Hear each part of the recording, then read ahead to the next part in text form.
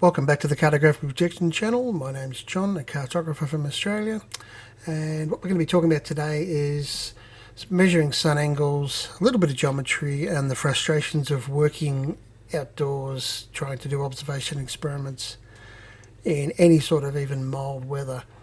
For anyone that's interested in things I've done in the past, there should be a playlist appearing somewhere about here.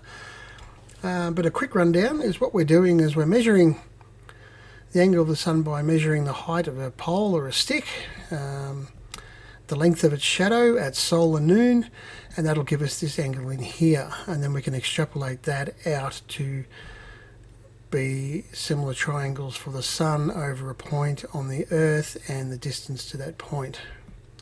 What we normally do is we normally do it on the equinox, and that's when the sun's directly over the equator and the angle actually matches our latitude, but we're not doing that this time. I'll just flip that around so that it matches the rest of the diagrams I've got going in the presentation. Normally we measure from where I am to the equator, but we're not doing that this time because the sun isn't over the equator, it's up in the north over the Tropic of Cancer. So instead of measuring to here, we're measuring to here. So when is the equinox? Was the equinox? It was a while ago when I finally made this video. June 21st, 2022 at 12:21 in the afternoon. So with my measurements, I was surprised to find that the sun angle, the shadow angle, was longer than the board that I had. So I had to quickly go and grab another piece of scrap and put it out there. And there's the height of the pole, 489.5. There's a shadow coming up to 12:21 in the afternoon.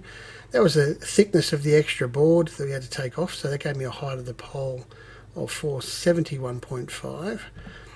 There's the shadow at 12:21, bit fuzzy, and the length, what do we got, 827, and it wasn't quite a half. I think I got 827 and a quarter. That's a rough measurement as well. So going through our normal triangle setup, we've got the height of the pole and the length of the shadow using our standard trigonometry from as we have in the past. Gives me an angle from where I am in the southern hemisphere all the way up to the Tropic of Cancer of 60 degrees 19 minutes 4.8 seconds. 23.5 degrees and 37.17 is 59 degrees 23 minutes 9.6 seconds. That's the actual angle degrees compared to what I think. I had an error of almost a degree, which wasn't too bad. 0.25%, I'm pretty happy with that. So as always, we'll take that measurement and try and work out the size of the Earth. So using a bit of geometry, we've got that formula there, which is not just our latitude anymore, but the latitude difference all the way to the tropic with our distance to the tropic. So we've got these figures here. That's what we're measuring all the way up to the Tropic of Cancer. That's the angle, our latitude difference between the southern and northern hemisphere.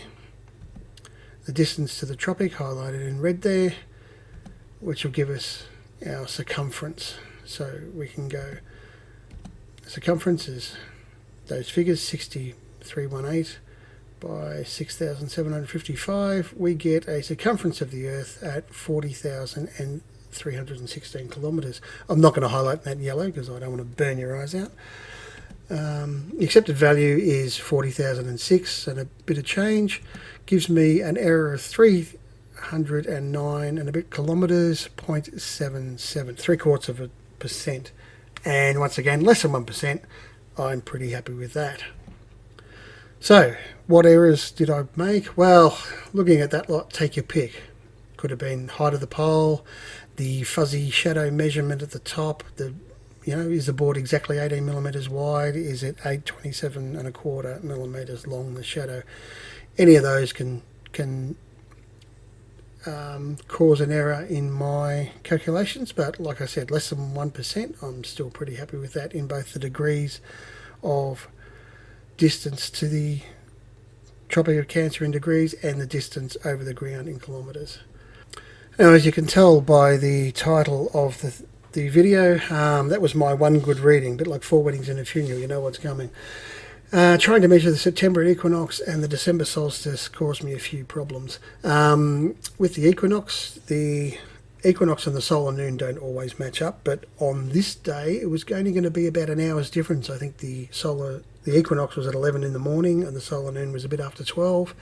And I thought, terrific, this is my best chance of getting one as close to error-free as I can get.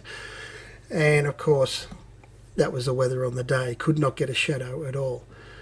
So next time I set up everything and ran out at midday. I was having a pretty good day for the December solstice, until this weather came along right on solar noon and pretty much continued like that for the rest of the day.